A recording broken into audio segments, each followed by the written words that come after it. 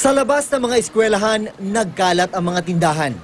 Sa malamig, sorbetes at hotdog ang mga laging mabenta. Pero alam nyo ba na bawal yan sa Quezon City kapag nakapwesto 100 metro mula sa bakod ng eskwelahan? Noong January 5, inaprubahan ang implementing rules and regulations ng ordinansa laban sa pagbibenta ng junk food o chichirya, matatamis na produkto at processed food sa loob at labas ng mga preschool hanggang high school, pribado man o pampubliko.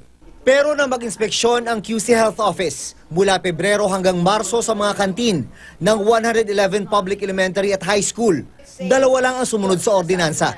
Ako nga pagka nag-inspection ngayon, what I hope is I do not like to see any junk foods. Simula sa Hulyo, mas mahigpit na ipatutupad ang ordinansa na nagtatakda ng multa mula 1,000 hanggang 5,000 at kanselasyon ng business permit. Ito yung kantin ng Cruz Taligas Elementary School. Ito yung sinasabi ng Quezon City Government na dapat tularan dahil nung ininspeksyon nila ang lugar na ito, sa kantin, ito yung mga nakita lang nila, ang bottled water, wala silang nakitang tinitinda rito ng mga soft drink, walang mga juice, ayan, puro mga tubig lamang.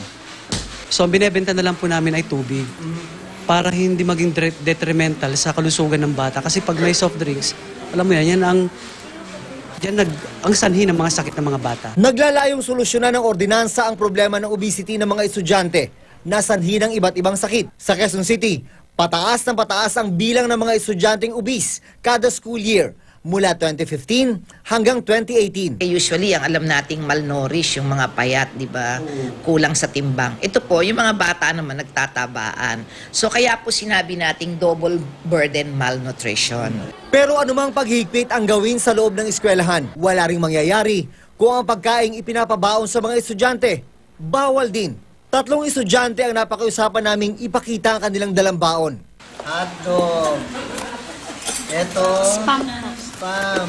Itlog po. Ito. Itlog po. Paglabas pa nila ng eskwelahan, sasalubong pa sa kanila ang mga ipinagbabawal na paninda.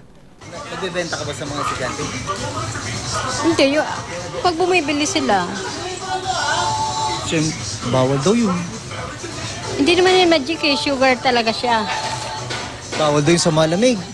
Di bawal. Ano gagawin natin kung bawal? Dati nang may pulisiya ang DepEd na dapat masusustansyang pagkain at inumin lang ang inihahain sa mga school canteen. Isinaalang-alang ng kagawaran ang mga pag-aaral dumarami raw ang kabataang kulang o sobra sa timbang.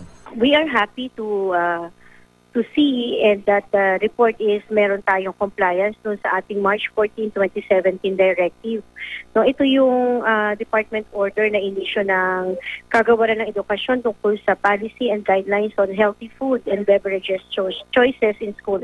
June Veneracion, Nakatutok, 24 Oras.